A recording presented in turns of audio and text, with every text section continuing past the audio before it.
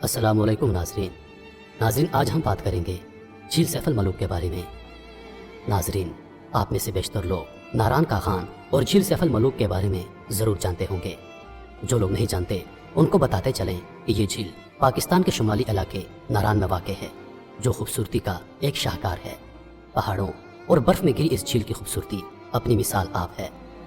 इस झील के साथ जिन्नात और परियों की कहानियाँ मुंसलिक हैं, जो यहाँ के मकामी लोग खुद बयान करते हैं।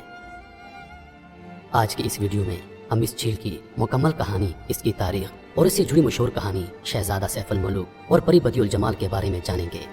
आप सब नाजरीन को ये बात बताते चलें कि यह कहानी हकीकत पर मबनी है या फिर अफसानवी है, इसके बारे में कोई हतमी राय नहीं दी जा सकती, मगर यह कहानी यहाँ के मकामी लोगों में से हर एक फर्द को मालूम है, जिसका जिक्र वो अपनी किताबों में भी करते आ रहे हैं और नारान में भी इसका जिक्र अपनी जुबानी करते हैं।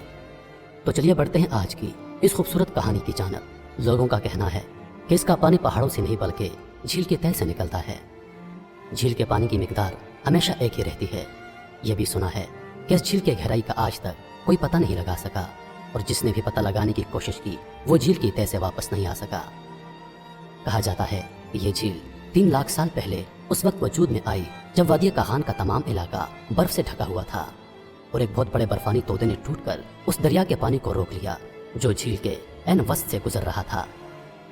झील के एन अकब में एक मलका पर्वत बर्फानी लिबादा ओढ़े अपनी खूबसूरती और जोबन का नजारा करा रही है। 17,390 फीट बुलंद इस पहाड़ को आज तक कोई सर नहीं कर सका।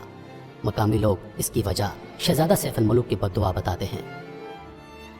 शहजादा सैफ अल मलूक हजरत ईसा अलैहिस्सलाम की पैदाइश से लगभग 867 साल पहले मिस्र के बादशाह का बेटा बताया गया है, लेकिन बाज़ हजरात ने उसे दिल्ली का शहजादा भी लिखा है।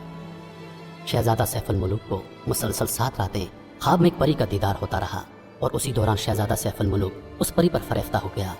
उस ख्वाब की ताबीर मालूम करने के लिए शहजादे ने कई नजूमियों और ख्वाबों की ताबीर बताने वाले लोगों से राब्ता किया, मगर कोई भी उसको उसकी ख्वाब की ताबीर ना बता सका। आखिरकार एक नजूमी जो इल्म नजूम का माहिर था, उसने हिसाब किताब करके शहजादे को बताया कि तुम्हारे ख्वाब की ताबीर कुछ यूं है कि जो परी तुम्हारे ख्वाब में आती है वो कोई काफ की एक परी है जो तुम्हारी पैदाइश के वक्त से ही तुम पर फरेफ्ता है। वो परी कोई काफ में रहती है। कोई काफ जिन्नात और परियों का इलाका बताया जाता है जो इंसानों की निगाहों से ओझल है, जहाँ आदमजाद कभी नहीं जा सकता। नजूमी ने शहजादे को बताया कि उस परी का नाम परी बदियुल जमाल परी है, और वो परी हर 12 साल बाद इंसानों की दुनिया में आती है और नारान में एक झील पर 14वीं की रात को उस झील में गुस्ल करती है। अगर तुमने उसको तलाश करना है तो इस शहजादे तुमको नारान जाना होगा और उस झील के किनारे 12 साल एक मखसूस चिल्ला काटना होगा, तब तुमको उस परी का दीदार हो सकता है।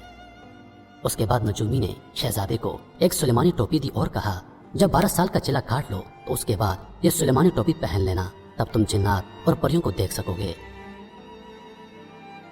शहजादे ने अपना रख्ते सफर बांधा और नारान के सफर पर निकल चला। काफी महीनों की मुसाफत के बाद वो नारान उस झील पर पहुंच गया और झील के किनारे एक गार में चिल्ला काटने लगा। बिलाखिर 12 साल बाद एक रात शहजादे को परों की फड़फड़ाहट सुनाई दी। जब उसने देखा तो काफी तादाद में परियां झील पर उतर रही थी। सब परियों ने अपनी खिलतें उतारी और झील में गुस्ल करने लगी। शहजादे को मौका मिल गया और उसने परी बदियुल जमाल की खिलत उठाकर अपने पास रख ली। बाकी परियां डर के मारे वहां से चली गई, मगर परी बदियुल जमाल वहीं रह गई।